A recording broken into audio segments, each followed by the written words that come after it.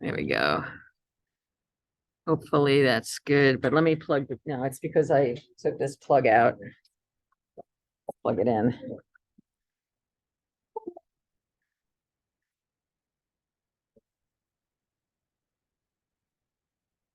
This computer's going to give me a pain today.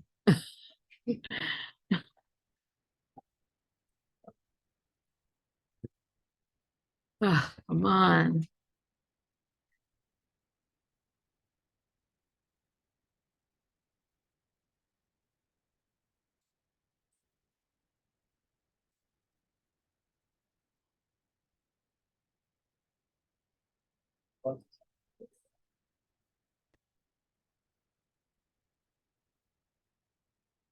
I think I should be recording. Anyway, I have decided to postpone the exam until Tuesday.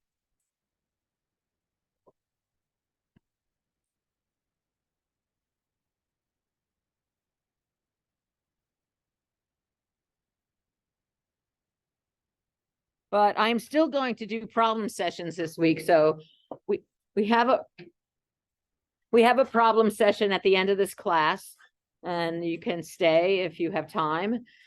I will be leaving to go home today around 4. So if you want to come after lab at 3, you should come in that first hour. Because of Halloween and all the little kids that come to the door, that my husband thinks that he scares them. I don't know, he's kind of a large guy, but no, it's just him. No, I don't think so. But to a little kid, maybe. Anyway, whatever. So, okay, I mean, I decided to postpone the exam because it's, seemed like maybe you guys need a little more time to gel with the enthalpy. And also, I noticed that very few people had even started to do the chapter 5 homework at the time I made this. Anyway, so there's a lot of good chapter 5 homework. I wrote that homework myself from scratch. So those are problems that I think are important.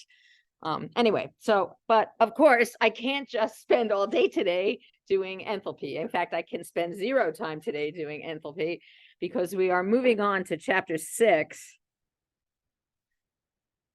And there is some math in this chapter, of course, but it's not as much. It's not as intensively, solving equations. There is one that's going to make you go, but it's really not as bad. There's a lot of words though in this section. There's a lot of concepts that have to be, sort of taken in. So I hope that you listen carefully, and I'm disappointed that there aren't more of you here. So is this thing even recording? I don't know, because it has popped out of, oh, there it is. Okay, so it seems like it's maybe okay. All right, so anyway, in this chapter, what we're doing here, and please, if you have a question, you should stop me like you always do, but today especially. What we're doing here is we're working our way towards bonding. Bonding is what we do at the end of the whole semester. So we're working our way towards bonding, and in particular towards covalent bonding. And if you remember, bonds, at least covalent bonds, are through sharing of electrons. So it stands to reason that electrons are going to be very important. And that's what we're really focusing on here. We're focusing on electrons in atoms. So, you know, where is an electron in an atom? What is its energy? That sort of thing here. So this focuses on electrons in atoms, which brings us to a whole different realm of science, actually, which is a really fascinating realm of science, in my opinion.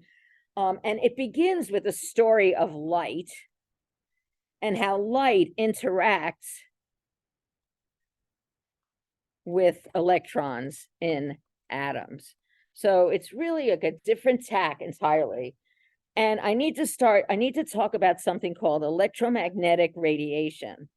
Now, I've given you this packet so that you have all of these nice pictures in front of you, and you could jot down notes on the pictures if you're so inclined. Okay, that's why I give them to you, so that you're not scribbling, trying to copy these silly diagrams into your notes. Okay, so take them out and do what you can. Okay, so an electromagnetic wave. This is a picture, a visual of an electromagnetic wave. And these arrows here represent little electric vectors. They're like little charges, like electrons bouncing up and down. And it's hard to picture how electrons bouncing up and down, which create this electric field vectors. And by the way, these other vectors here pointing this way, perpendicular, these are magnetic field vectors. A vector is an arrow that basically has like a force in a certain direction. So this would be electric forces pushing that way, because when anyway, that's what they are. I don't want to go on and talk about it forever. But so I'm going to show you this little, it's like just a little teeny video. So what I love this video, actually, this applet or whatever it's called, because what you can see here, like if you take and, like, can you see my pen here? Maybe not. Oh yeah, you can sort of see that white dot, that thing going up and down. If you just look at this red vector at the beginning, you can see it's going up and it's going down in the same place. So if you just focus, you're looking at the one red thing. It's going up and down in that spot. You see that? And the one next to it is also going up and down.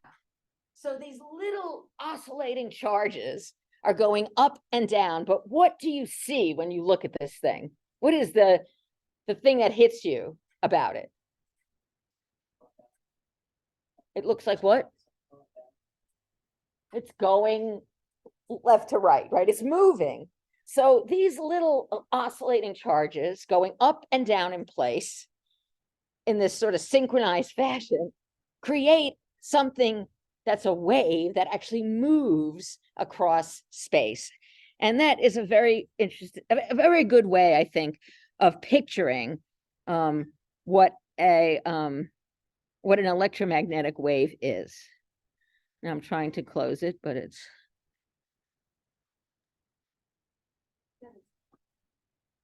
Sorry. No, I was gonna say that it said it's paused.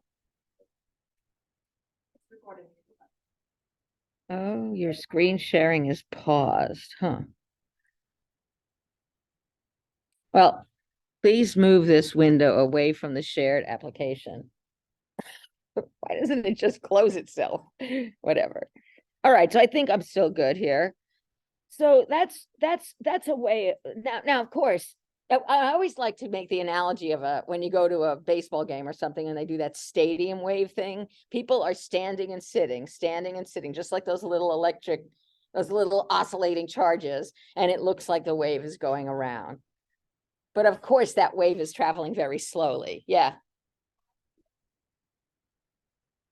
That's what a magnetic wave is. And no, I can't answer that question. You'd have to ask like a physicist or something like that.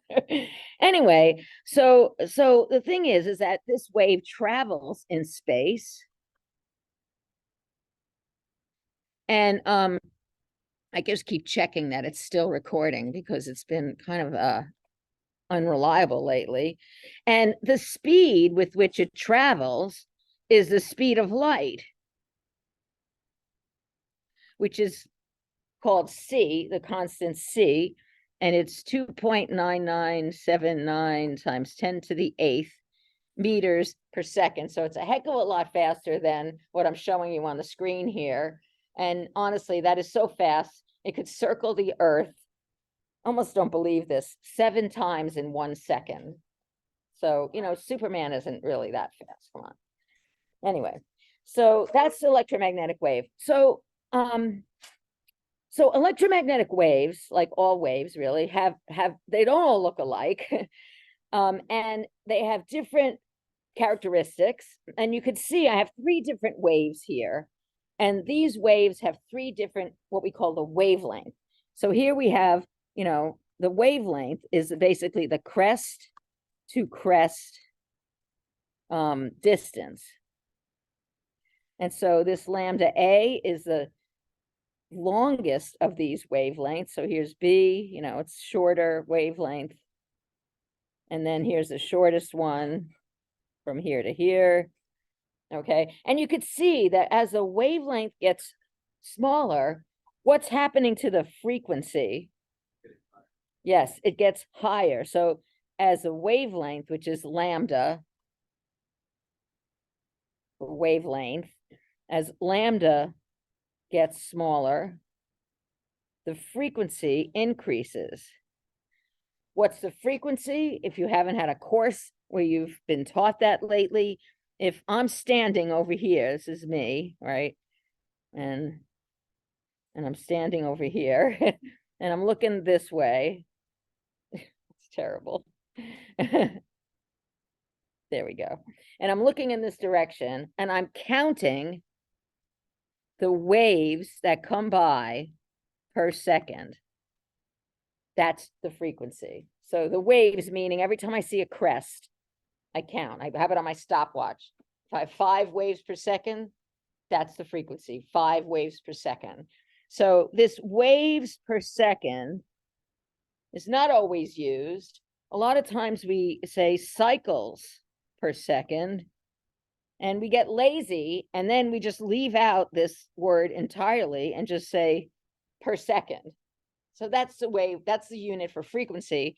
And inverse seconds here is called the hertz, Hz.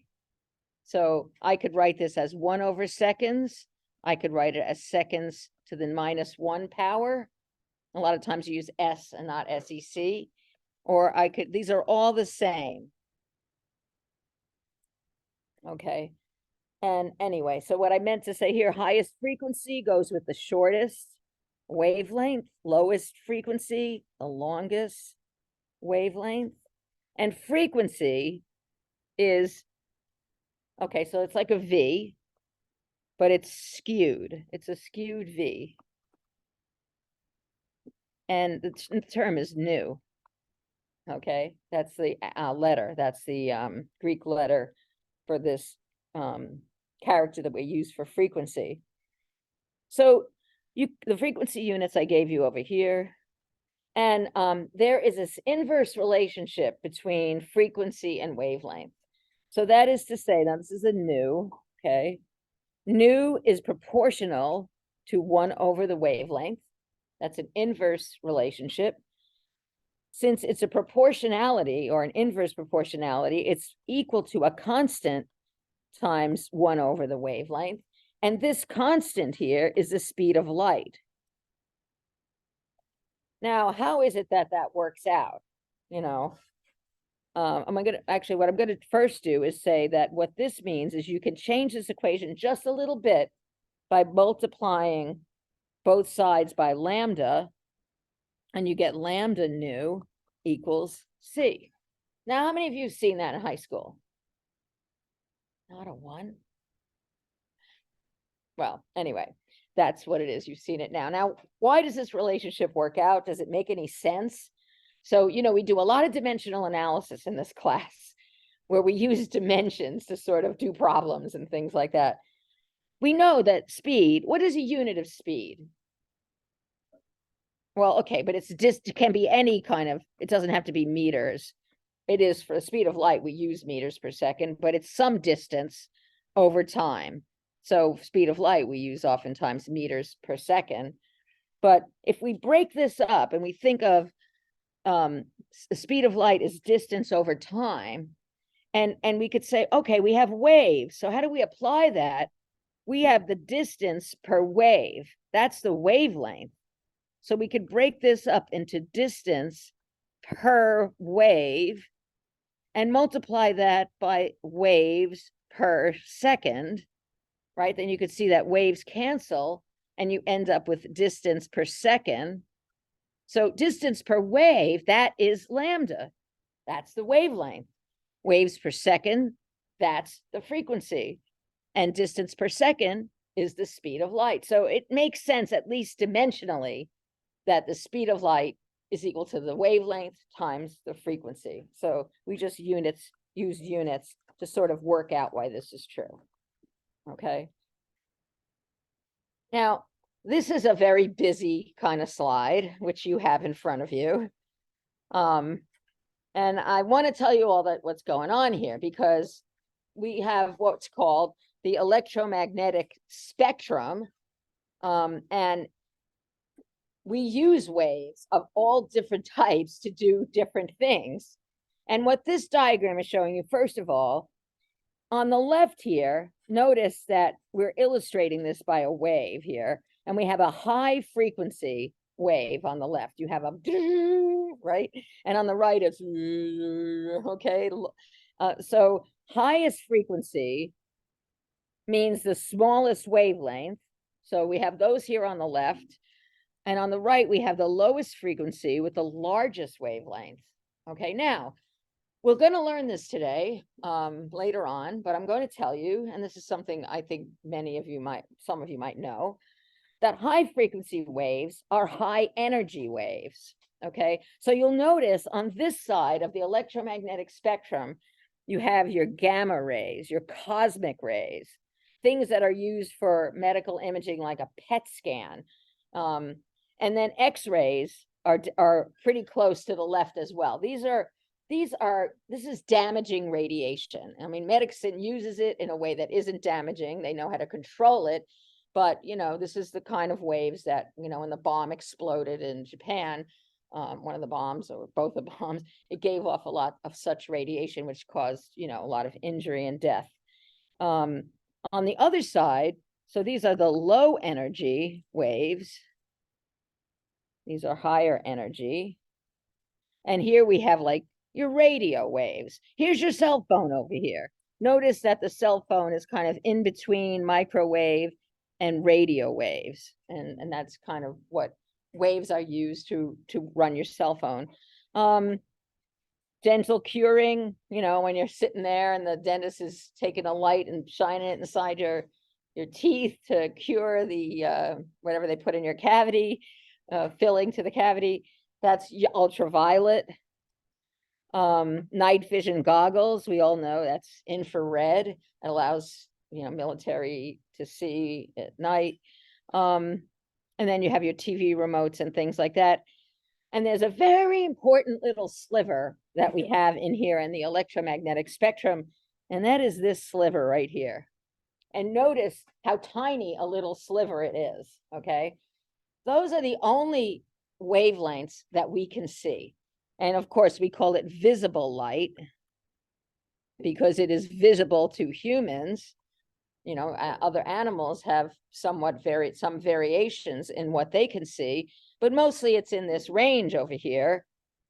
And since you have a nice black and white picture, I put in the colors here. I actually wrote those in for you, so where you have a blow up of the wavelengths of the visible spectrum. And you could see, if you could blow these numbers up, this is 400 nanometers, NM. That's 400 times 10 to the minus 9th meters right here on that end. And on this end, this is 750 nanometers, 750. Well, this thing worked great when I wasn't trying to write. times 10 to the minus 9th meters.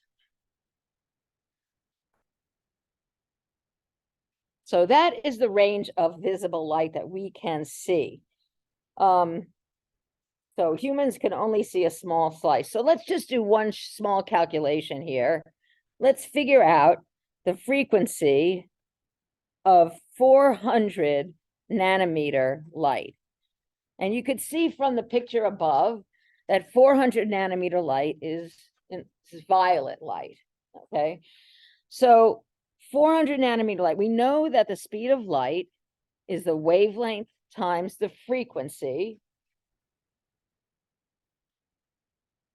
And so I know the wavelength is 400 nanometers. I know the speed of light, so I will just take the speed of light, divide it by the wavelength. So that little arrow thing is about the big. Little arrow thing.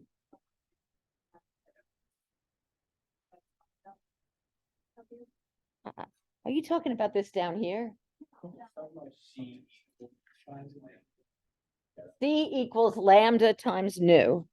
That's the wavelength times the frequency. So I divide by lambda, and so my frequency is C over lambda.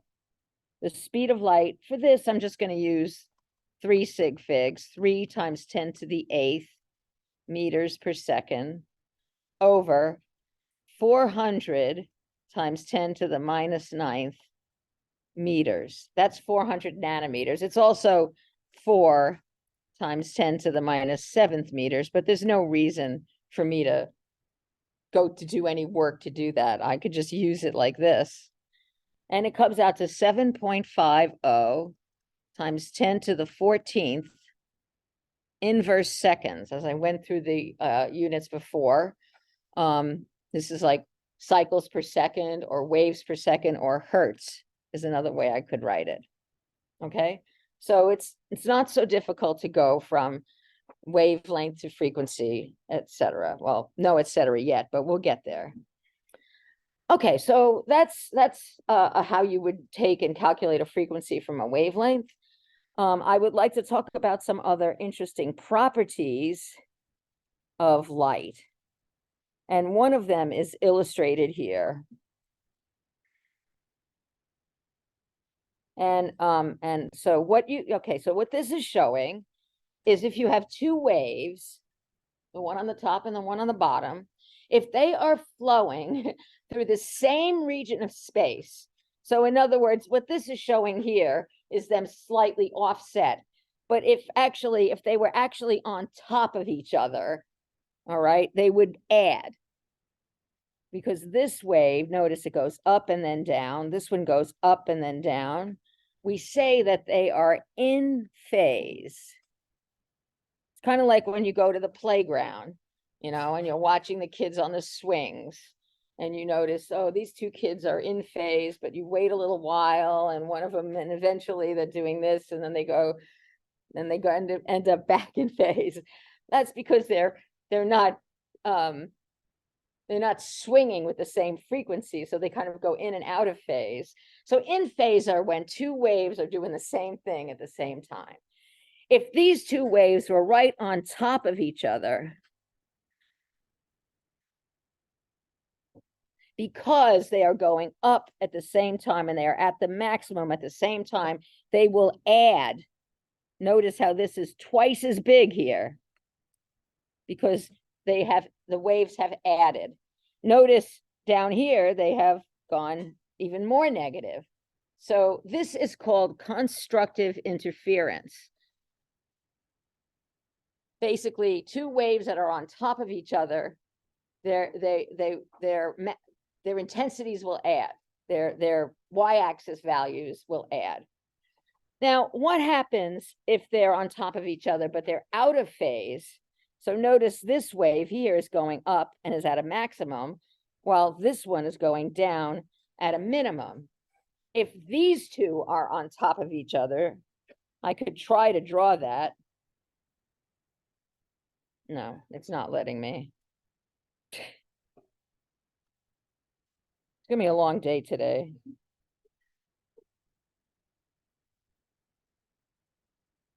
So I kind of tried, you can see that these are going to cancel. They add, but since they're negatives of each other, they subtract, and you end up with nothing. That's called destructive interference, where the waves essentially destroy each other because they are exactly equal and opposite in intensity. Okay, now sometimes with waves, we illustrate them like this, with these series of lines. Boy, what is that thing? Shift. What is going on here? Do I have a button pressed? I don't know. Anyway, so what you can imagine here is like if you were in a very calm pond, you know, and you see these waves like kind of like ocean waves, but not irregular. You can, so what I'm trying to show here is like that this is crest, trough, crest, trough, crest.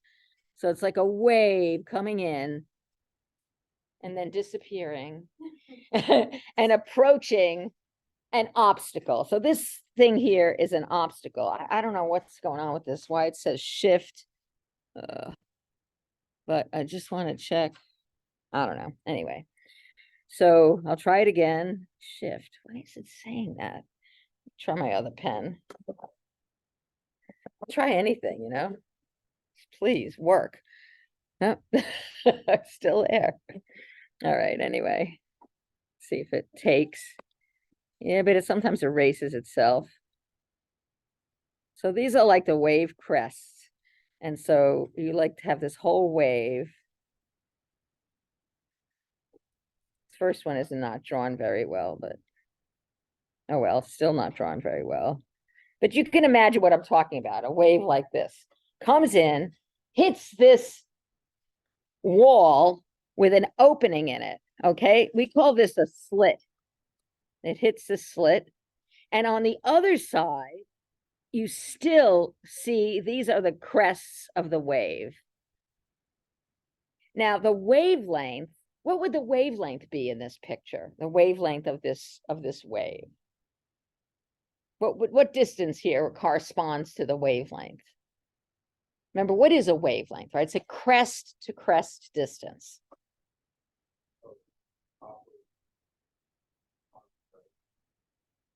Yeah, so this is the wavelength, which is the same as this, or it should be. It doesn't look that way in the picture, but it is.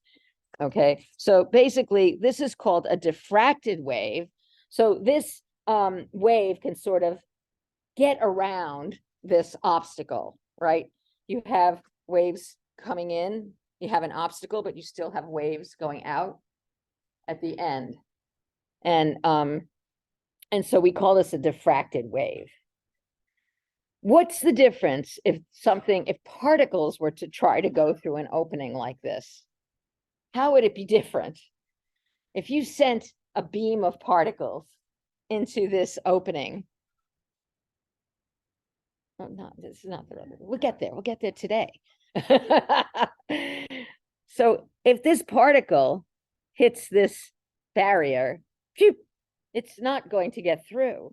It's going to bounce back. It's going to bounce back. The only way a particle beam can get through is if it's right here. Right here. If it doesn't hit the obstacle. So particles behave the way we really understand them, right? We know about particles. We see them all the time. A particle hits a barrier, it bounces back. A wave hits a barrier, it gets through. You still have these long waves, just like you had at the beginning, except they're a little off shifted. So they sort of bend around the opening. All right. Now, what if you have a wave? So we have this thing representing these waves coming through. We have some kind of source here. We have these waves coming through. And then what if instead of having a single opening, we have a double opening? So I'm going to try to draw this, but I'm also going to show you a slide so you don't really have to draw this.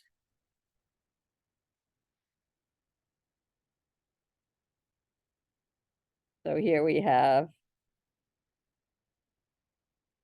two openings. Okay. What happens is that the wave bends around each one of these openings. So here our waves are going, and then what happens is they get here, and you see diffraction through the first opening, but you also have diffraction through the second opening. Okay, now this is a pretty crude drawing, which is why I gave you this lovely drawing, okay? Now, what's going on here? So we have now the wave with the two slits here, two slits. And remember that the semicircles represent the crests of the waves. So let me show you something. Right here in the middle, notice these points here. What's happening is that the waves are both at their crest at these points. And so if you look at in the distance, you will see a bright spot right in the middle, but at a distance away. Here, you also have lines coinciding. So you have the crest of one wave and the crest of the other wave in the same spot. And so you have constructive interference there, and you will see a bright spot or line in the distance, just like you saw here. And of course, you see the same thing over here with these bright spots. So you might say, well, what's going on in between? In between, notice, like if I point out this particular wave here, right here at this point, the crest of one wave is in between, exactly in between the two crests of the other wave. So that's where a crest is meeting a trough. And here we have the waves canceling. So at a distance, you basically see bright, dim, bright, dim, bright, and nothing in between, right? You just have this series of spots. If the slits were vertical, you would see a series of lines, a series of bright, dim, bright, dim, bright, dim. And that's called a diffraction pattern. And that is something that only waves do. That's only for waves. Okay. All right, so that's the property. All right, so I've just talked a little bit about some of the properties of light and discussed that light is a wave. And now I'm going to talk a little bit about Albert Einstein. Let's see, my screen sharing is paused. Oh, whatever. So I give Einstein credit for this because he won the Nobel Prize for this experiment that I'm going to talk about, which is called the photoelectric effect. But Einstein actually had nothing to do with the experiment itself. Einstein was not an experimentalist. He was just a theoretician. He explained the experiment, and he actually won the Nobel Prize for it years later. Okay. So the photoelectric effect, it has an experimental setup. And this is the sort of more complicated version of the setup, where you have light shining on a metal, and then some electrons come off, and that creates a current. But I don't need you to know about that. This is like the simplified picture. And so in the simplified picture, we have some squiggly lines representing incident light shining on the surface of a metal. Okay, now electrons in the metal are attracted to the nuclei in the metal, right? You have, let's say the surface was copper, okay? Then you have copper nuclei, and you have copper electrons. Those electrons are attracted to the nuclei. So it takes energy to eject an electron. We call that process ionizing. So these are ejected electrons. We say they have ionized. So light supplies the energy for ejecting some of these electrons. And so I want to tell you what the experimental results were, okay? So what did scientists do in this experiment, which happened around 1905? That's when they started experimenting with this. And what happened was, what the experimenters did was they varied the frequency of the incident light. That means the light that shined onto the metal surface. They varied the frequency of that light, and they also varied the brightness of the light. Okay. And what they did as a measurement was they measured the current from those ejected electrons. Remember what a current is, if you don't know, is it's moving electrons. It's electrons that are moving in a wire. So these ionized electrons were collected using this more complicated apparatus, and they were basically directed into a circuit, which then you could calculate, or you could measure what the current was in that circuit. Okay, so they measured the current, which was basically like measuring the number of these ejected electrons. Okay, so they shined light of different frequencies at different times. They measured how many electrons were ejected. And I'm going to show you a graph of their results. Okay, so here's a graph. And on the y-axis here, I have current, which is really like the number of electrons that were ejected or ionized. Okay. And now on the x-axis here, I have frequency, which is that funny, weird V, nu. Okay. And this is what they saw. Okay. So they started at a very low frequency, and they didn't see any ejection of electrons ever until they got to what they called the threshold frequency.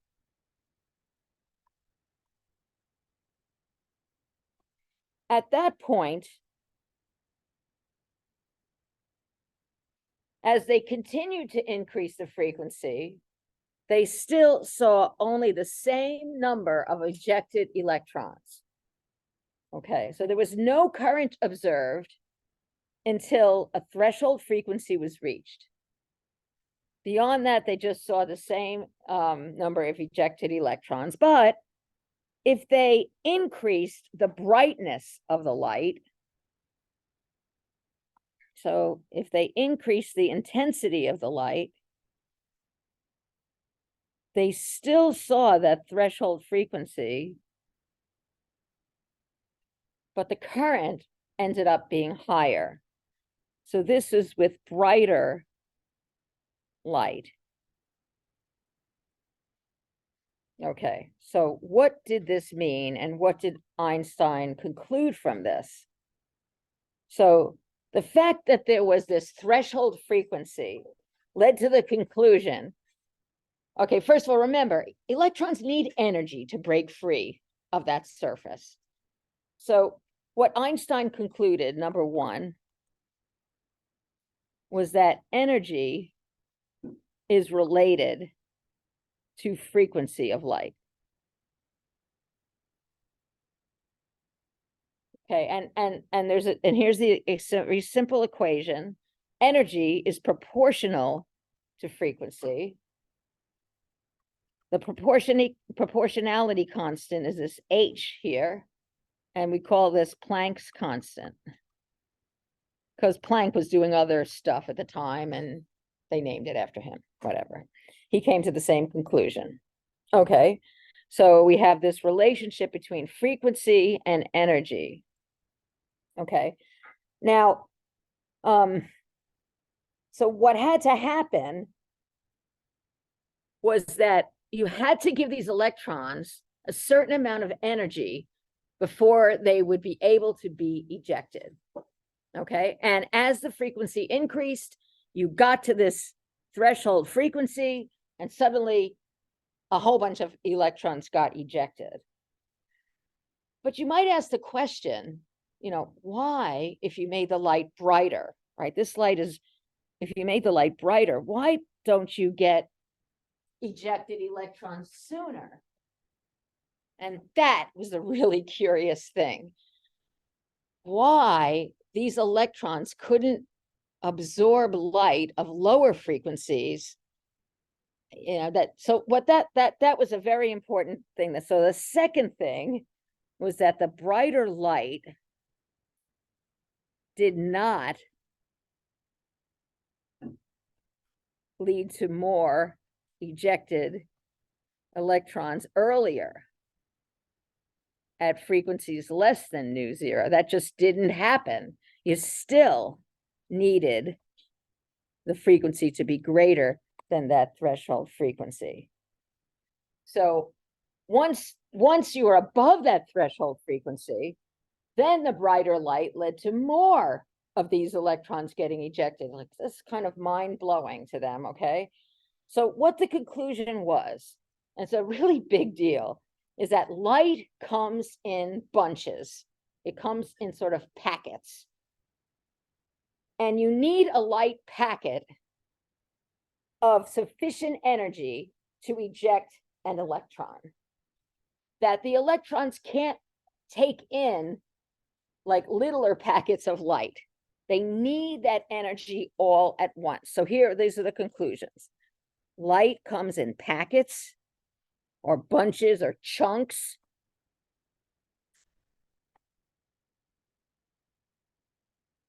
And that an electron needs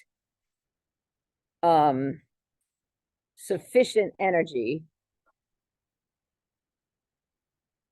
all at once in order to eject an electron.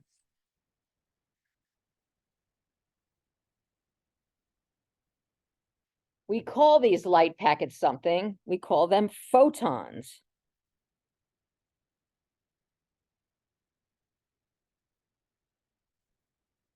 But this was the first time that scientists were confronted with this idea that light, which everyone knows is a wave, also has a kind of particle-like property, that they come in chunks like particles, that you can have particles of light called photons.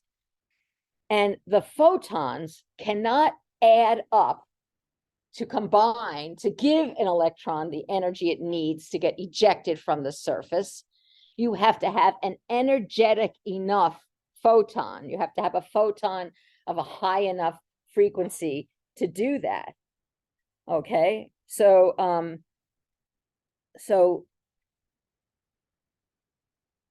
what about brighter light? What does brighter light even mean? Brighter light means you have more photons. Okay, so, but you can't add up those lower energy photons. You need all the needed energy, you need the energy all at once, which means you need a large enough photon. And by large enough, I mean energetic enough. And, and that energy of the photon is, remember, related to the frequency. So this was the conclusion that one of the conclusions that he came to. The reason why brighter light, so why does brighter light, as long as it's above the threshold frequency, why does brighter light lead to more ejected electrons? And I mean brighter light above the threshold frequency. So we got the idea that one photon excites one electron, and you have to give that electron the energy all at once.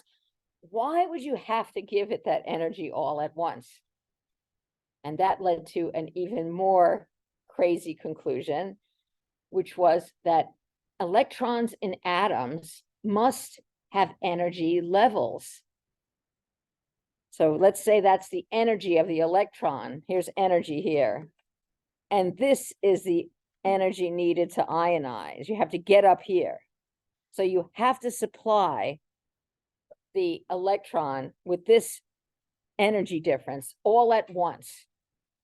So you must give a photon of this energy in order to eject that electron. Okay, so brighter light, more ejected electrons, because one photon of nu zero or higher leads to ejection of one electron. And here's an illustration of what that energy difference would be. This energy difference in the metal is equal to the energy of the photon, which is equal to h nu. So you have to supply this energy all at once, because you have to take an electron from here to here. It can't be in the in-between spaces. That was the crazy conclusion. All right. So so I'd like to go to this activity here. Okay.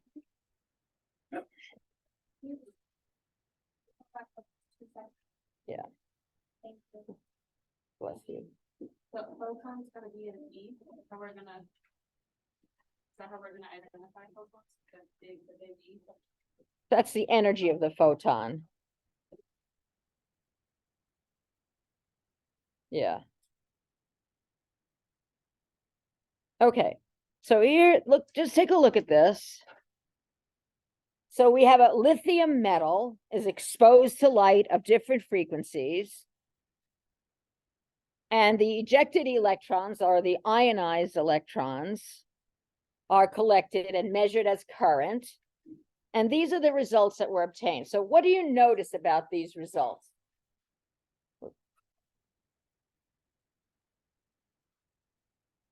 Yeah, you see that if you give it this frequency, there's no current.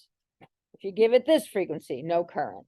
This frequency, no current. So we're talking about this part of the graph here, current. And these are the different frequencies where you get nothing, nothing, nothing. Then all of a sudden you give it 7. This is 7 times 10 to the 14th hertz. And suddenly you see a current of 2.55 milliamps. Okay. And now the question it's asking here is, what if this experiment were done with this frequency here, 6.7 times 10 to the 14th? That's the first value here. And now suppose I crank up the intensity of the light. Well, would that change the current?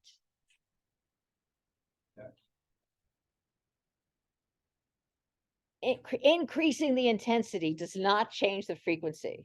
Remember that intensity is like the number of photons of that frequency. That increases. That increases the brightness. The brightness, if you have red light and you increase the brightness, it doesn't become blue light. Blue light is at a higher frequency. That's not the way it works. You just get more red light, right? So if you increased, if you're right here at 6.7, right, at this point here, and you increase the intensity of that light, what will happen? Will any more ejected? Will any electrons be ejected? No, no. You need to have a photon above the threshold frequency to even get one ejected electron. Hold on a minute. No, it would not. Because the frequency is less than the threshold frequency. The frequency is, this must be the threshold frequency here. Yes.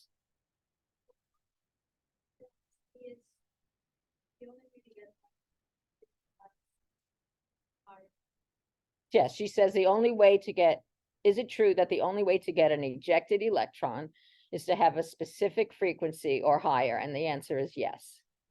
And that's because you have a certain difference in energy that you must give that electron because it has energy level down here where the electron is, and you must supply an amount of energy to get it to the level where you can ionize the electron, and that is a very specific difference in energy, which requires at least a certain frequency. If you give it this, it can't go there. There's nowhere for it to go. It has to go all the way up. You have to give it all that energy at once, and energy is related to frequency.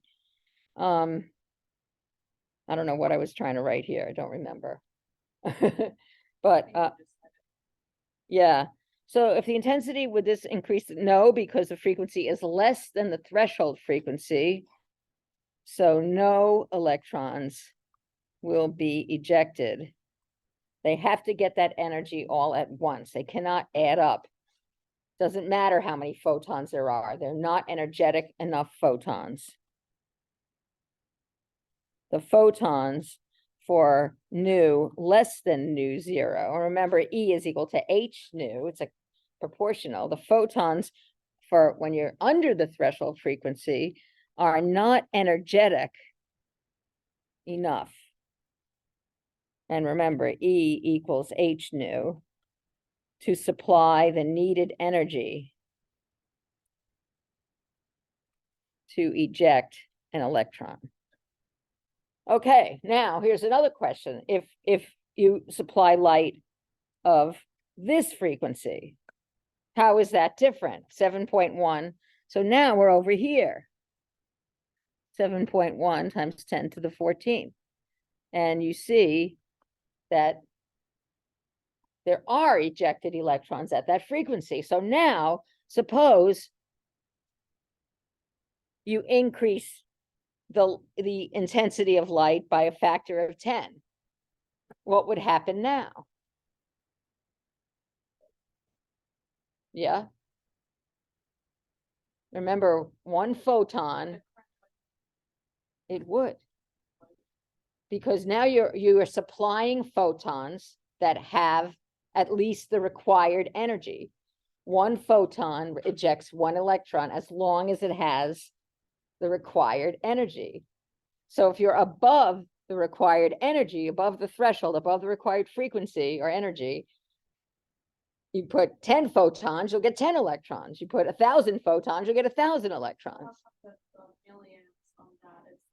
Well, I didn't draw it yet, but if it was a factor of 10, I'd have to go way up here somewhere. I mean, on the numbers that you have there, where it says 7.0, it's the same as 7.2 on the. Right, because that's not, this was the initial data. Then it's saying, what if the intensity of light were increased? If you were at this level here and you increase the intensity of light, you would have greater than 2.55 milliamps. This is just the initial data. Now it's asking you what would happen if you increase that intensity. Yeah. Oh, yeah. I don't think I understand that. So why can't you add multiple photons at a lower energy for the required energy? Because there's not a lot of energy levels, right? You may have a few energy levels, but basically this is the ionization level. You might have a few other levels down here, but if you're taking an electron from here to here, this is the amount of energy you need to give it. There is no place in here where that electron can be. What does it mean for an electron to have energy levels? It means it could be in this level, it could be in this level, it can be in this level, but it can't be in between. That means so you can't, if you had a photon that wasn't enough energy, it could only get the electron up to here. But there's nowhere for that electron to stay and wait for the next photon. So there's nowhere for it to be in between those two levels. So it wouldn't work. Yeah, that's a good question. All right, so this next problem is really just a kind of a repeat of a problem we did earlier, but it's good practice. So, well, maybe not quite, but let's do it anyway. So we have this, it's asking, what is the energy? What was that about?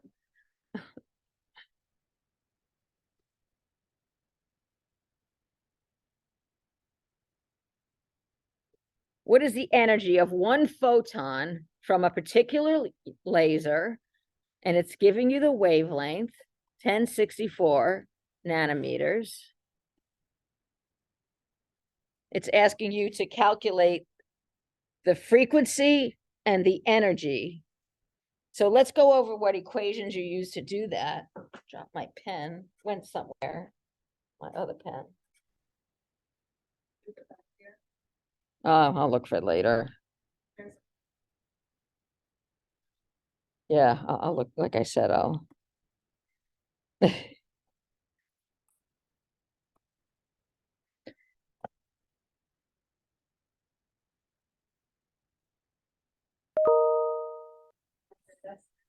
That's not it. All right.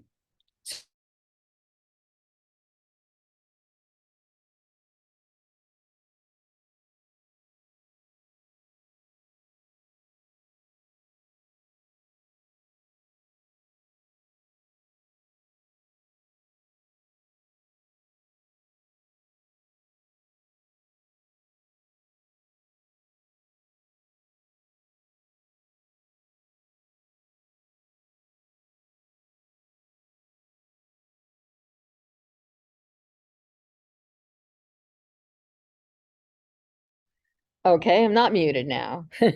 Lambda nu is C. So nu is C over lambda. We did that before. But what this question is also asking you to do is find the energy. So once you find the frequency, you find the energy by using Planck's constant.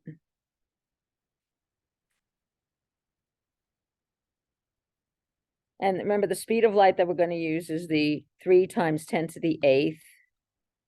That's enough sig figs for us. And you're given the wavelength, 1064 nanometers.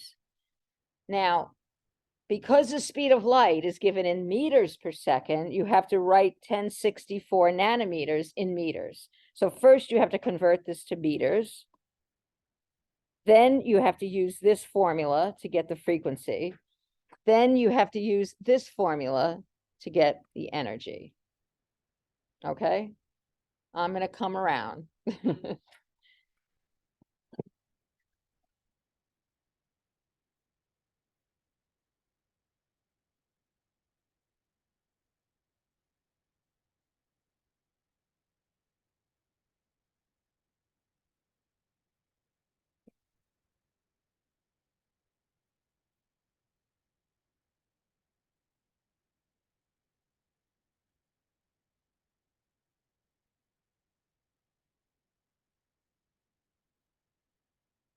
Better eyes than me see this red pen on the floor.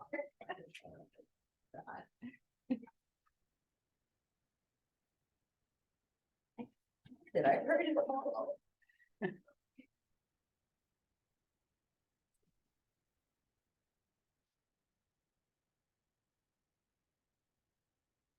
Put it in my pocket. Well, somewhere.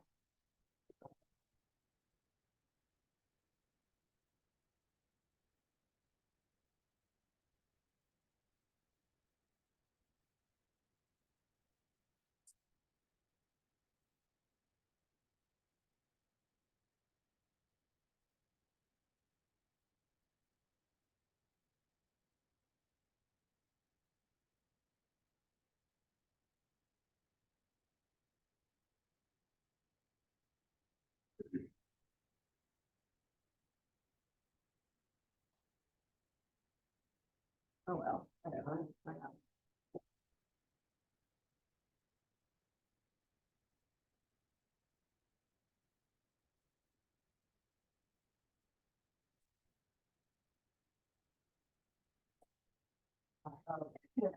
I'll tell you. 10 to the minus 9.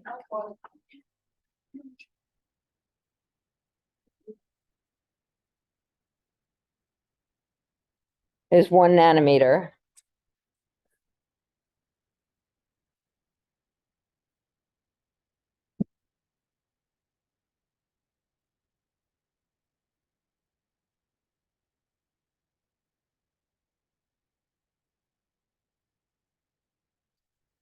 That'd be last.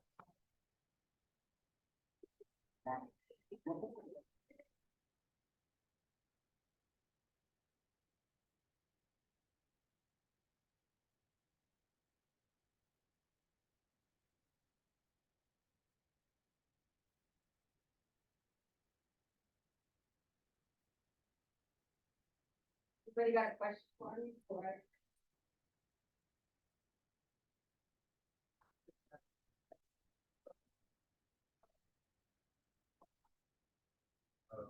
Yeah.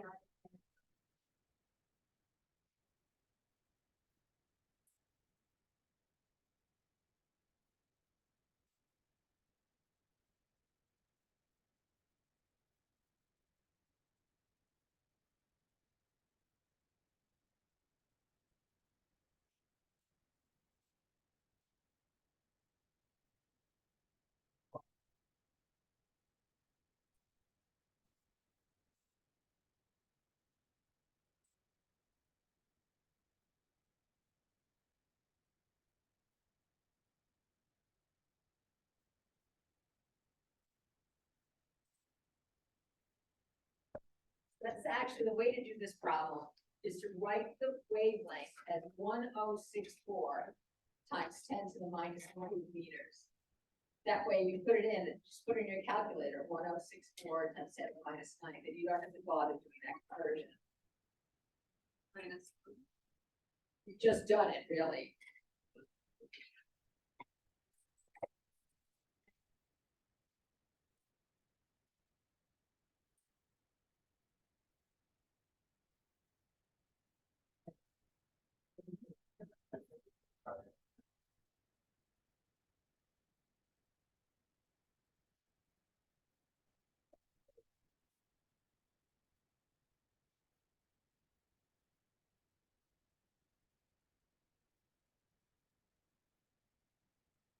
$6.626 times 10 to the minus 3 squared.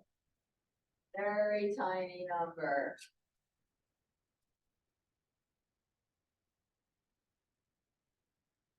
You think it's bigger?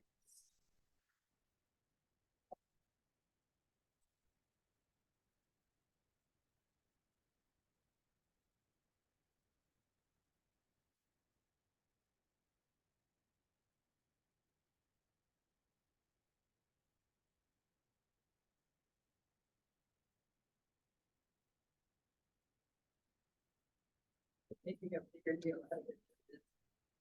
Okay, this, right? New is D lambda. This is lambda. C is the speed of light. This, instead of writing nanometers, because this is meters per second, this has to be meters, so write it this way. A nanometer is 10 to the minus 20 meters, so that's 4 nanometers. And that's what it is. Once you get the frequency, multiply it by the Planck constant. Again, take this number,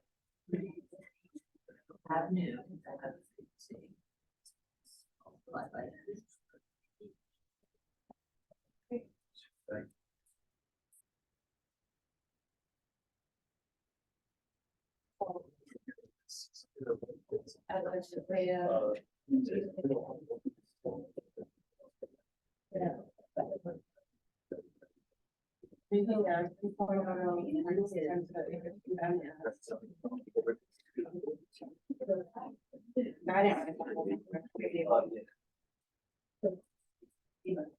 And then this, you have to convert to meters, this convert to nanometers. So I got 1.064, but that's what I got. But the negative 9.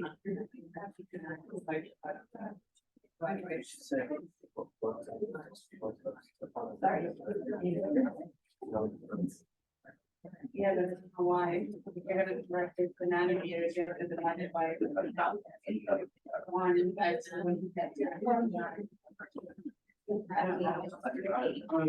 and I got a really long number here. I just rounded it, multiplied by the, what's that?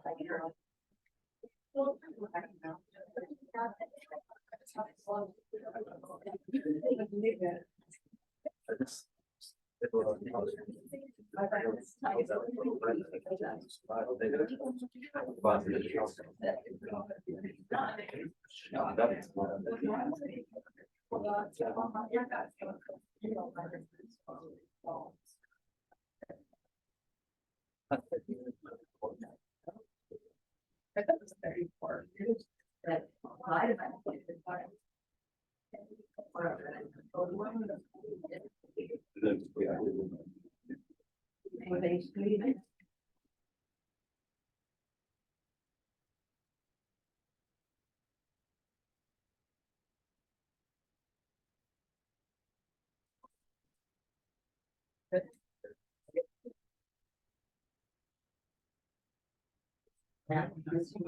Oh. What? Equals HC. The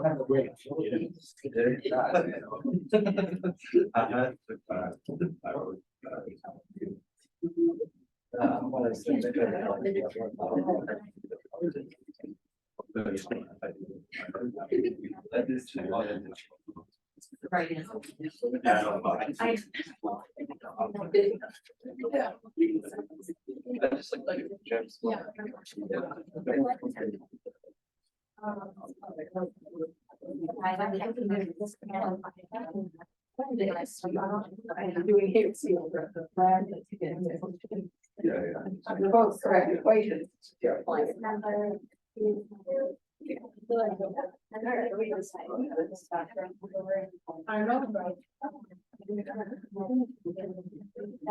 Okay.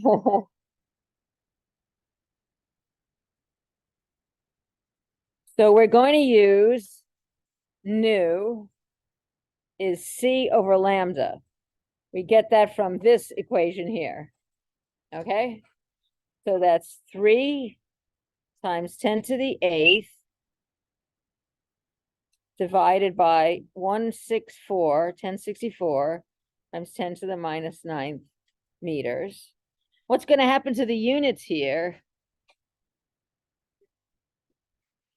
The meters will cancel. Meters per second over meters is like meters per second times 1 over meters. And it'll be 1 over seconds, which is a unit of frequency. So what answer did you get here? Some of you, I'm sure, finished. I think it rounds to 2.82. Yeah. Times 10 to the 14th, right? So that's the frequency. So now the energy is Planck's constant times that frequency.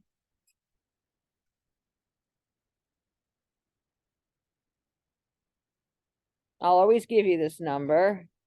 It's a constant, so we can look it up. And you can see this is joule seconds times inverse seconds, so the seconds cancels. Does anybody calculate that?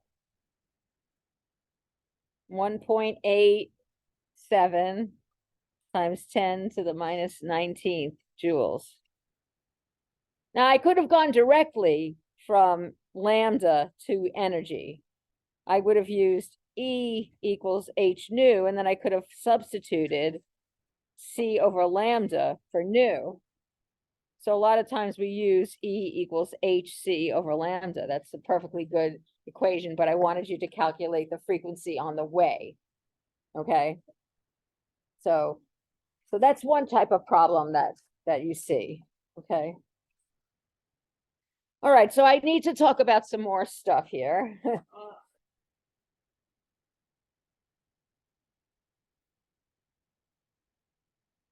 So and somebody asked me about the Rutherford model earlier.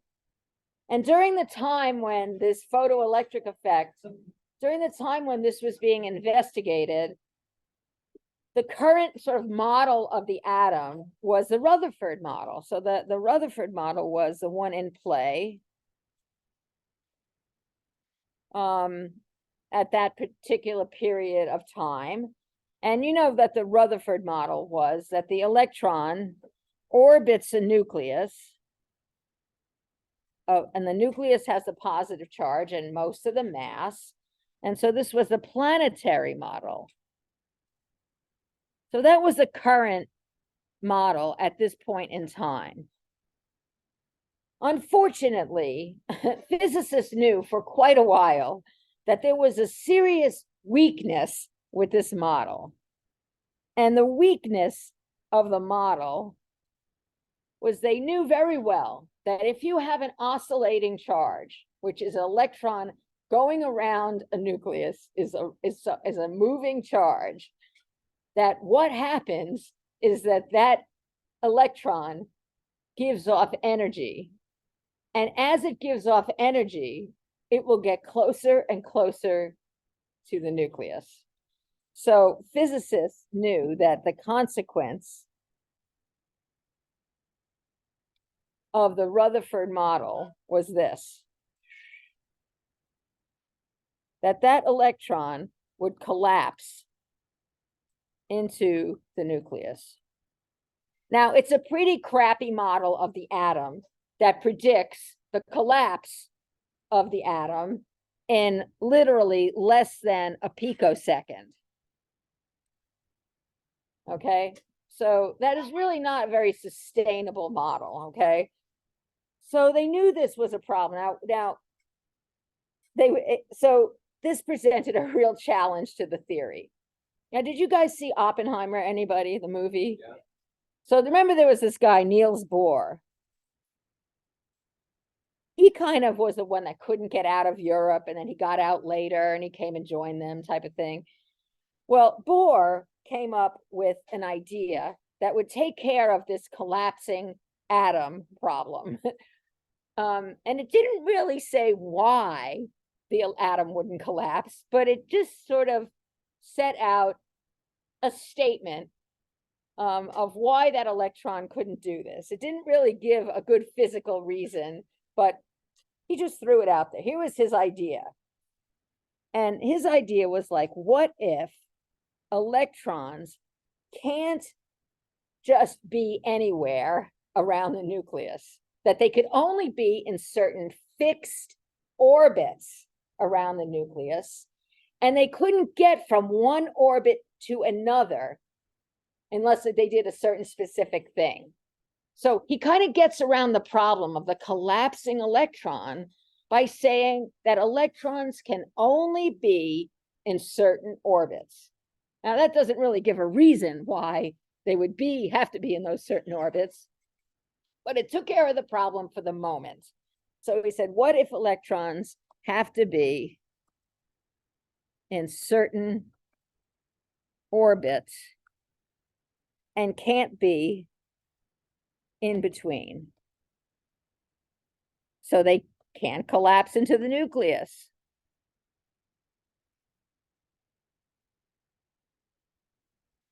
So I could sort of illustrate this in the following way. So here's the nucleus, and here's a region of space near the nucleus, and I'm saying the electron can't be here, not here, but it can be here at this orbit. This is okay. But then it can't be here.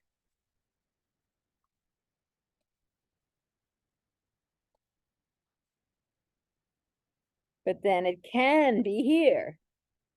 This is okay.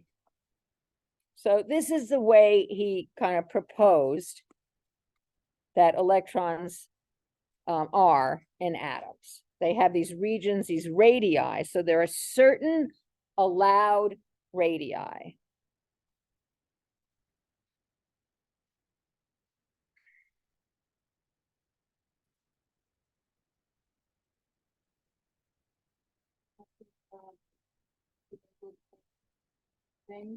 Yeah, I just drew part of the ring. The other part of the ring is there. It just, keeps going. Yeah, these are like shells, exactly. But where they're allowed to be are these small values, these values here, and here, and they're not allowed to be in between. So they're only allowed certain specific here. They would be not allowed, not okay. This is okay, not okay. Okay, so there are certain allowed radii. Okay. And he actually came up with a kind of a number system.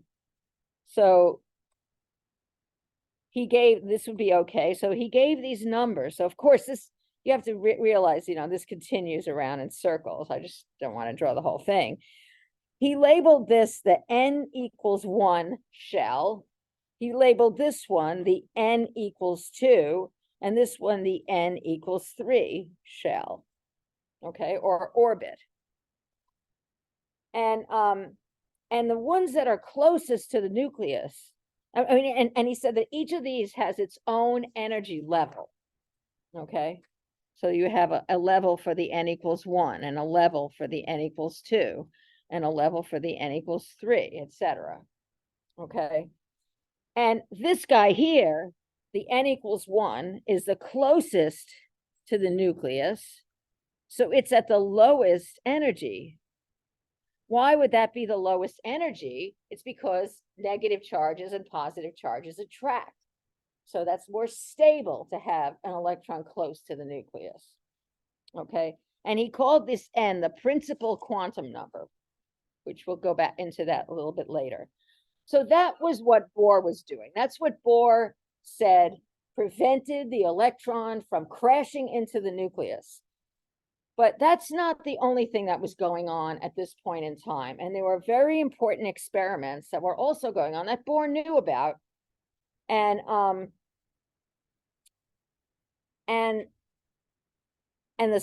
what those experiments involved were things that happen when you take, it's a very strange source, okay? But if you take an element and you hold it in a flame and you burn it, they noticed that certain elements gave off certain colors. Now, colors are because of their wavelength. Different wavelengths have different colors when we're talking about visible light. So why would it be that certain elements only gave off certain colors? So what happens here is that when you burn these elements, you're heating the element. What that does, remember now, we're talking about electrons being in certain levels in atoms. When you heat an element, you give it energy. You give it enough energy that you get some population of electrons into higher energy levels. And they don't stay there. So if you have an electron down here in the lowest possible level, and it ends up here, it doesn't stay there, but it drops down into the different lower energy levels. So when you heat an element, you excite it, and then it gives off its energy. And when it does that, it gives off light. Now, since electrons have only certain specific energies, they're going to emit light of certain specific energies, and that means certain specific colors. Okay, so if the electron is going, say, from this level to this level, that has a certain difference in energy, and it gives off a photon of a certain color. Okay, so this delta E within the atom, as the electron goes from a higher to a lower energy level,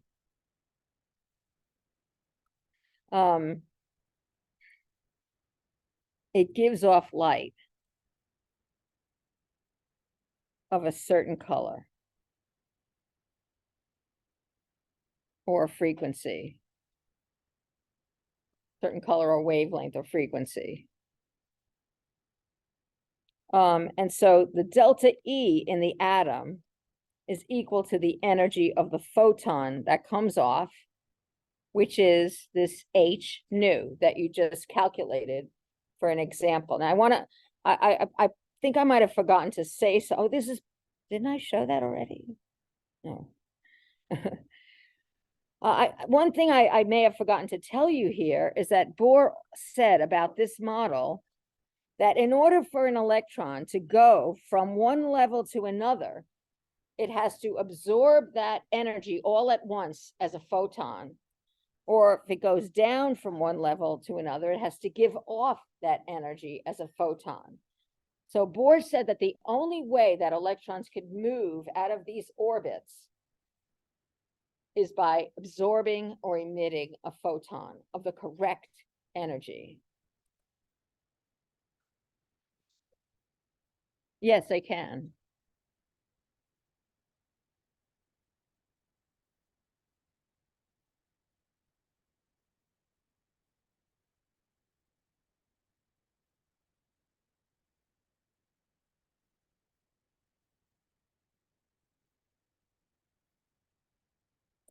Well, absorbing or emitting the correct photon corresponding to that energy difference. Okay.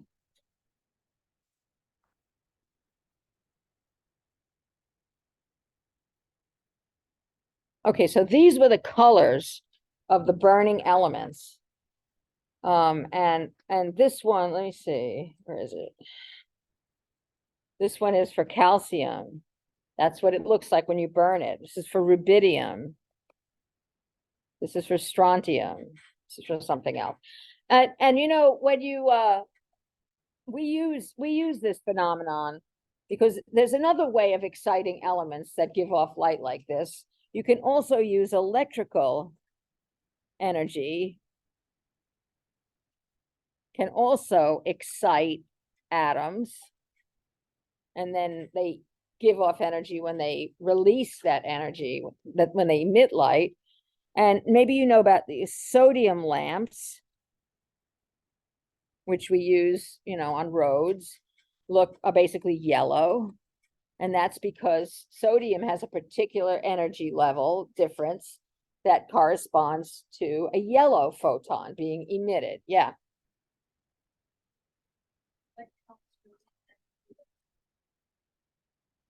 Okay, first of all, let me go over that, all right?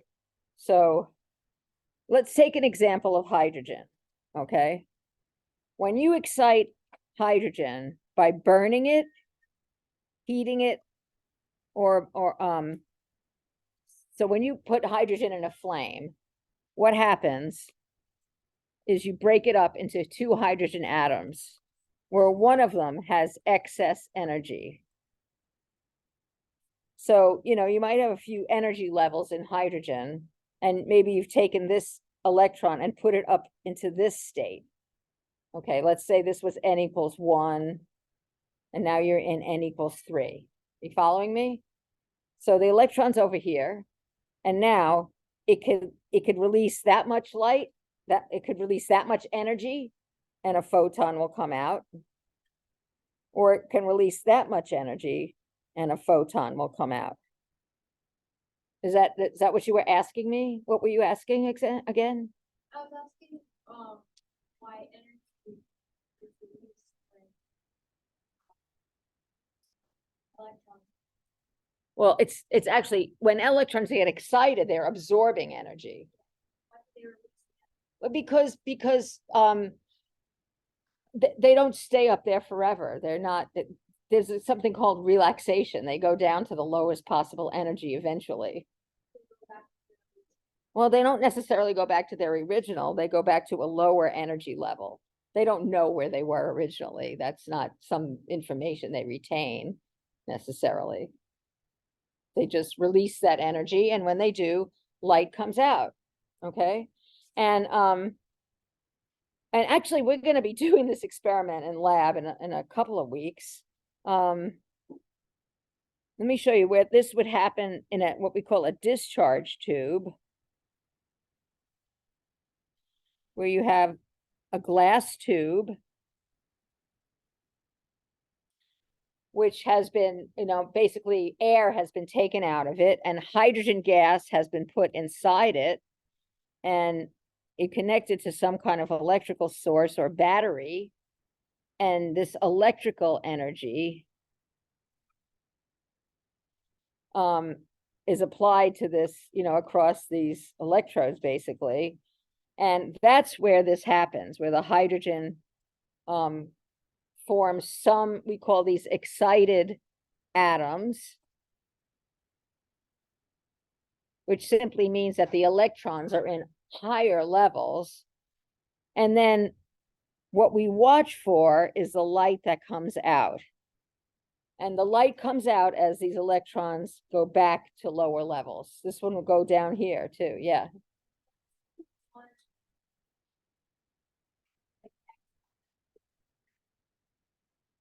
Why is only one? No, it's not only one. It's basically the hydrogen molecules. Is Avogadro's number maybe in the sample, or something like that. And many of them get excited, and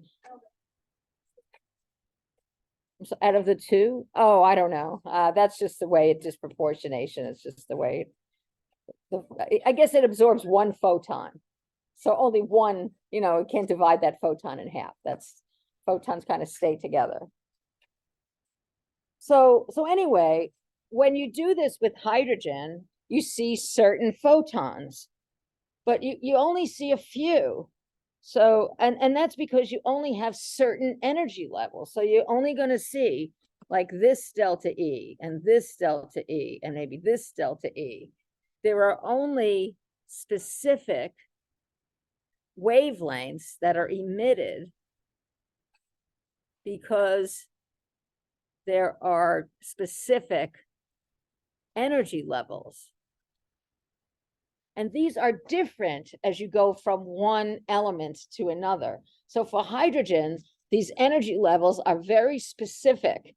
For calcium, they're different energy levels. So the changes in energy are different when you have different elements involved. Okay, so the specific energy wavelengths emitted are because there are specific energy levels, and this varies from element to element. So it varies for different elements.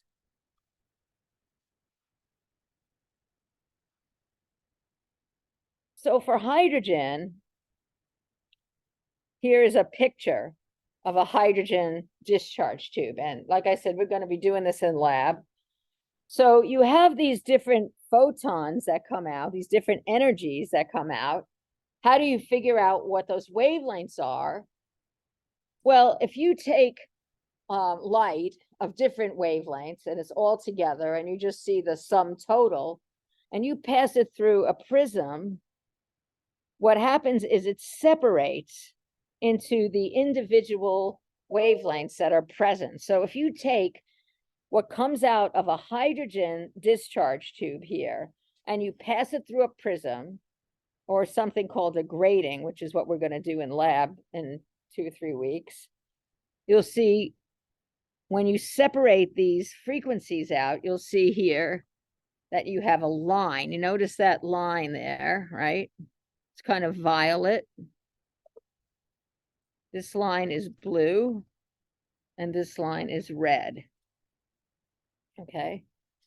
So for hydrogen, that's what you would see. Those are the only ones that you would be able to see with your eyes for hydrogen. For helium, you would have different wavelengths. For barium, you would have different wavelengths, okay? And this all depends on the particular energy levels of those particular atoms. But we're really focusing on hydrogen right now. So there are 3 different lines, we call them, in the spectrum. The spectrum is really just a plot against wavelength or frequency. And in fact, we call this a line spectrum. These are all line spectra of elements. Okay.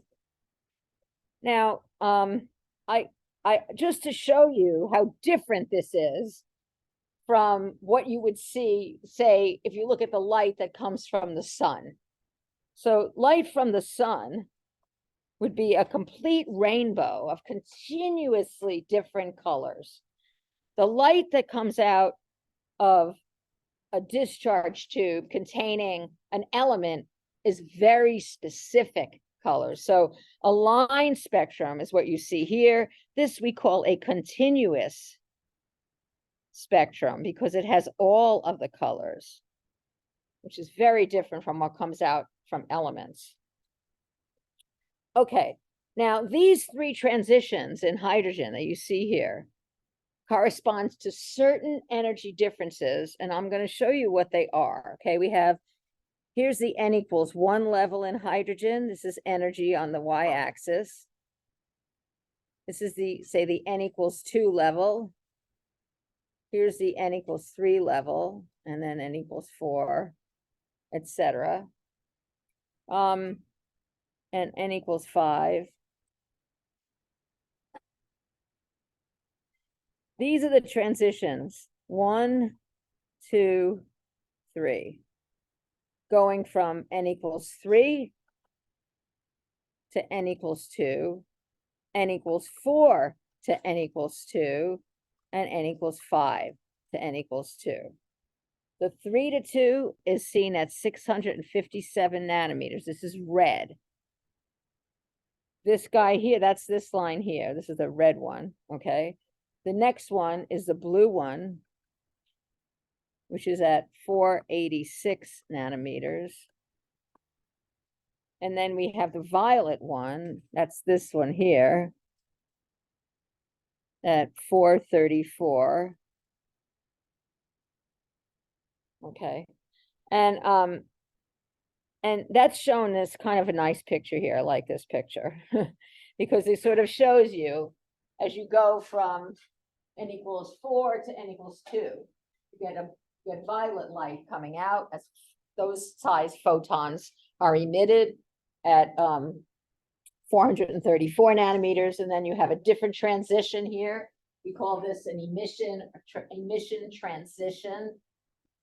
This is a transition from the n equals 3 to n equals 2, and that is responsible for the 3 different colors in hydrogen. So maybe I throw out the question, why are they only seeing these 3?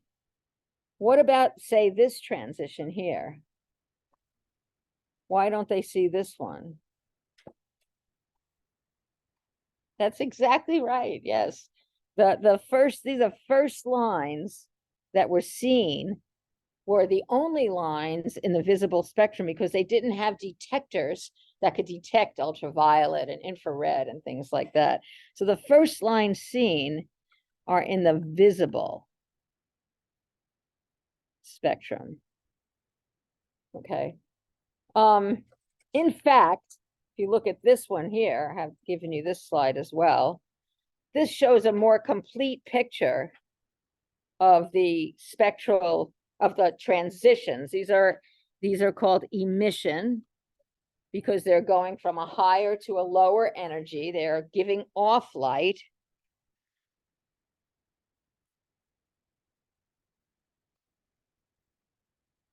Emission transitions in the hydrogen atom. Okay, and you could see the ones that are in the visible are those 3 lines there that are colored. These guys here, these are in the ultraviolet. So once ultraviolet detectors were discovered very soon after, they saw all of these transitions as well. And these are in the infrared, as it says here. The visible, we call this the Balmer series. These all have different names, which are not important for us here. Okay, so I do have one more thing to tell you about, and that is what are the energies of these levels. And Bohr actually came up with a formula, and the formula, it turned out, predicted exactly the right wavelengths that were observed. So it's a pretty simple formula. Well, you won't like it, I know. He found that the energy of the nth level, he found that the energy depended on that n value. And he said the energy was the negative of a constant, which I'll give you. times 1 over n squared.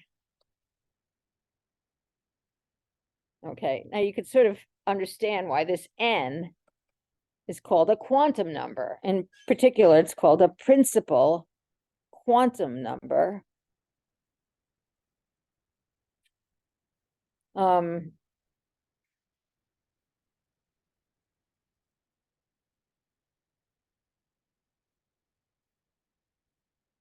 Because energies of hydrogen are what we say quantized. They're only allowed to be certain values. That's what we mean by quantization.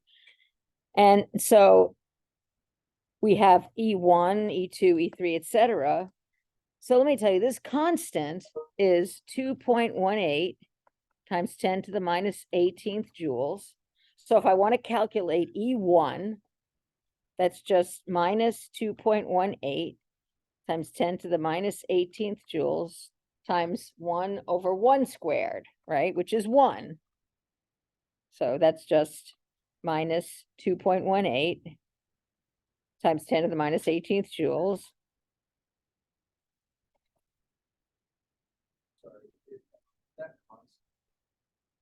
Yep. It's always that. That's what K is equal to. This pen is not working. It's not the pen, it's the computer. Okay. So what would E2 be? Minus K minus 2.18 times 10 to the minus 18th joules.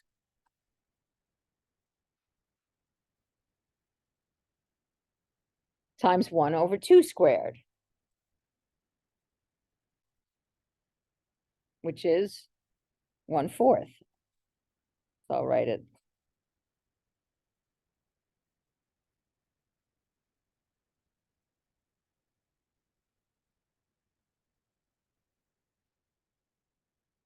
So you just have to divide that by 4.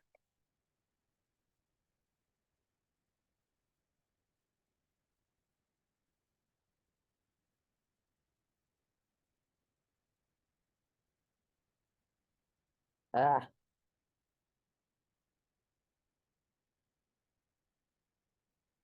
I'm not going to bother doing that math now, etc. Okay.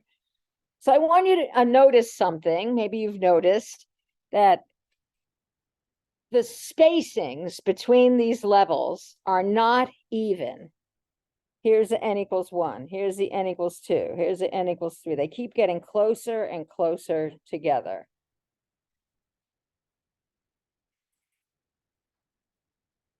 That's because of the n squared in the denominator. So here's 1, 2. This is the n value, 3, etc. So the first comment, I guess I would say, is that the spacings are uneven.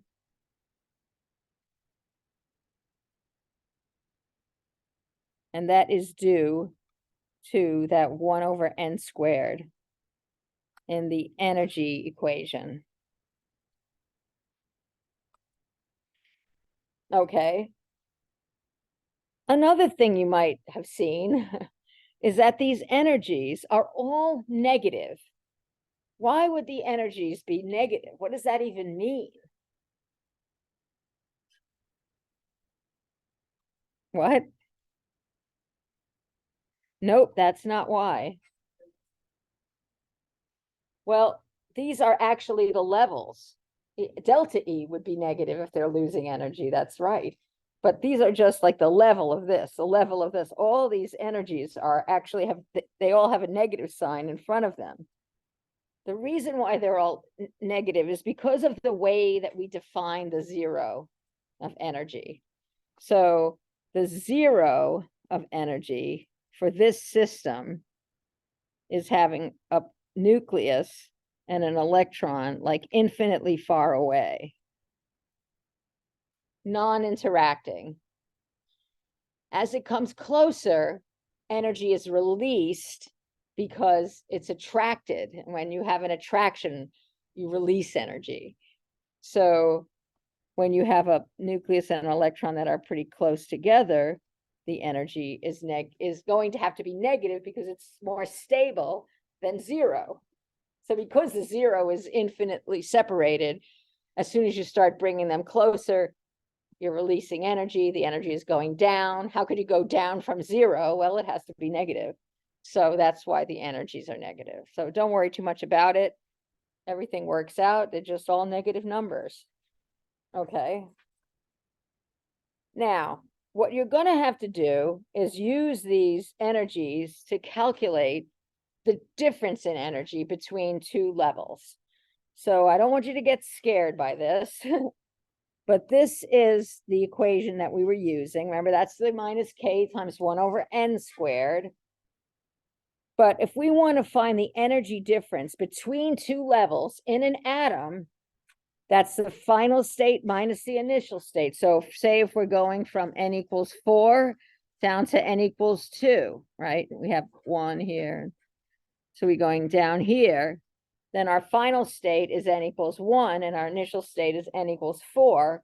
So we would have to take the final state energy and subtract the initial. So here is the same formula, but now I have with NF for the n value of the final state, which in this case would be n equals 1 in this diagram.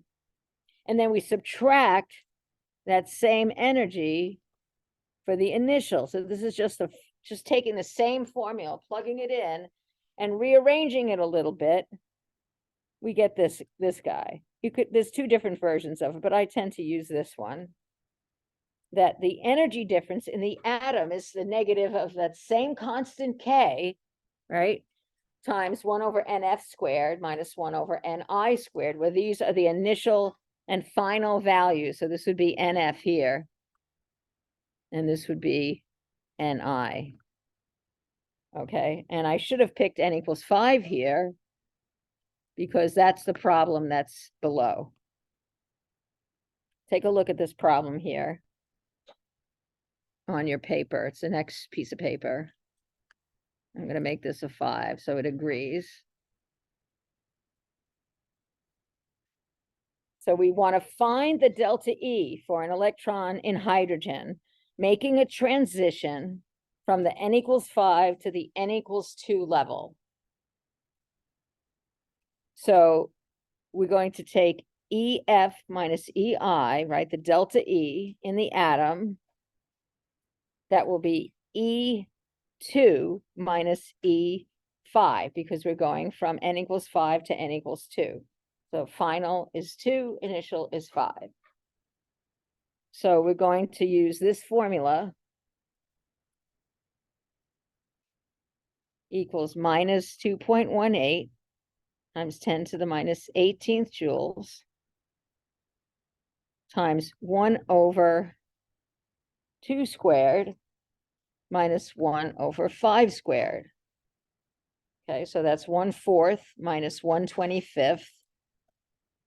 Now, the way I usually do this in my calculator, use the reciprocal key, the 1 over x key. I take 1 over 4 and subtract 1 over 25. And I get 0.21 when you do that. Okay, and then you multiply that by that number. And it comes to minus 4.58 times 10 to the minus 19th for the delta E in the atom for this transition in joules.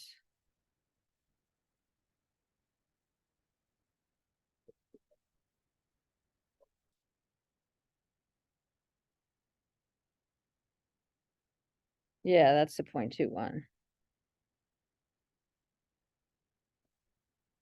Yeah. So now I'm going to ask Sylvia because she knows the answer. Why is this number negative?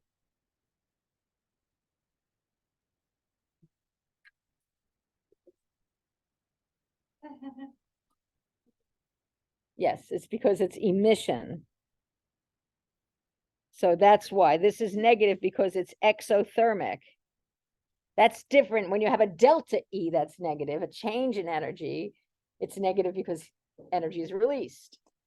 So that's why this number is negative. So if you look at the next thing, it says, is light absorbed or emitted? So this is emission. It's really, there's other energy levels in here that I didn't draw, but whatever. And now, how do you find the wavelength of this transition? So I've been saying that the energy difference in the atom is equal to the energy of the photon, but that's not quite perfectly right. It needs a little correction, because here we have a negative value for the energy of an atom, and the energy of a photon cannot be negative. And the energy of the photon equals h nu or hc over lambda. You can't have a negative wavelength. So I have to actually adjust this slightly and say the absolute value of the energy difference in the atom. I need to make it positive in order to equal the energy of the photon.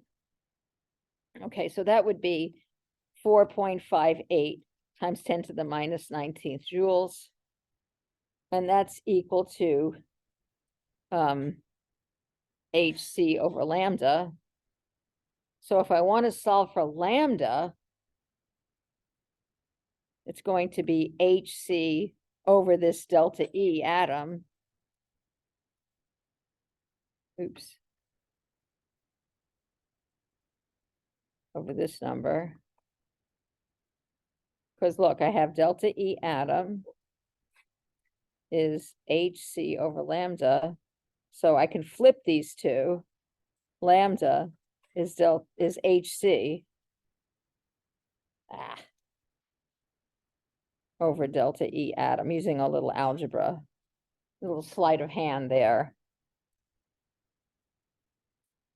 So I just need to know my constants, my h 6.626 times 10 to the minus 34th times the speed of light.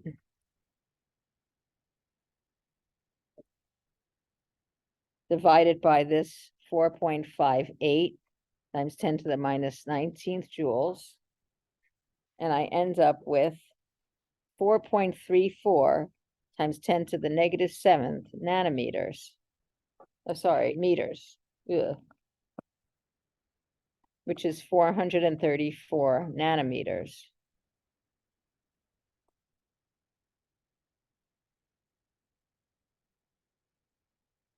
And so that was one of the lines in that of those visible transitions in hydrogen.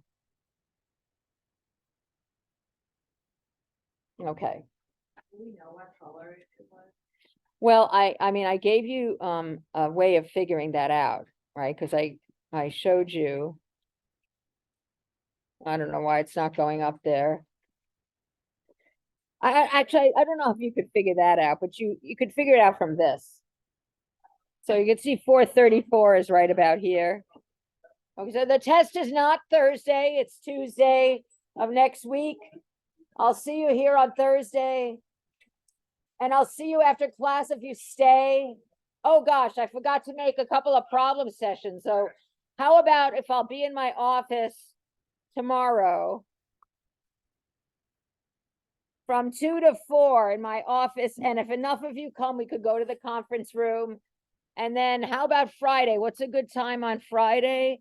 I'm kind of not, or Thursday. I can't do it in the middle of the day. I have to do it either early or late, early or later. What time, like 10? Yeah. Friday at 10 a.m. I'll post it on Blackboard. Will it be online or? No, it'd have to be in person. Well, I could do it online, but No, I'm just asking. I'd rather do it in person. I would rather do it in person. That's what I'm doing too, but I still. Good to know.